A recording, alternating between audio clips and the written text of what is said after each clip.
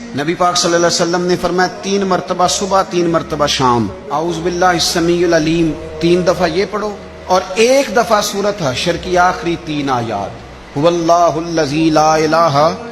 الا هو عالم الغیب والشہادۃ هو الرحمن الرحیم۔ اعوذ باللہ من الشیطان الرجیم ہے نا، اس کو پڑھنا ہے اعوذ باللہ السمیع العلیم من الشیطان الرجیم۔ فرمایا 3 دفعہ اس کو پڑھو اور 1 دفعہ سورہ حشر کی 3 آیتیں، 1 دفعہ صبح اور 1 دفعہ شام۔ صبح کیا ہے، شام کیا ہے؟ تو اعلیٰ حضرت بریلوی فرماتے ہیں صبح سے مراد ہے آدھی رات ڈھلنے سے لے کر سورج نکلنے تک، آدھی رات ڈھلنے سے لے کر یعنی تہجد کا ٹائم سے لے کر سورج اور شام کیا ہے، دوپہر ڈھلنے سے لے کر مغرب کی اذان تک، یہ شام ہے۔ اب سن لیں، یہ ترمذی کی حدیث ہے سیاستہ کی، نبی پاک نے فرمایا جس نے 3 مرتبہ اعوذ باللہ پڑھی اور 1 بار سورہ حشر کی آخری 3 آیتیں پڑھی،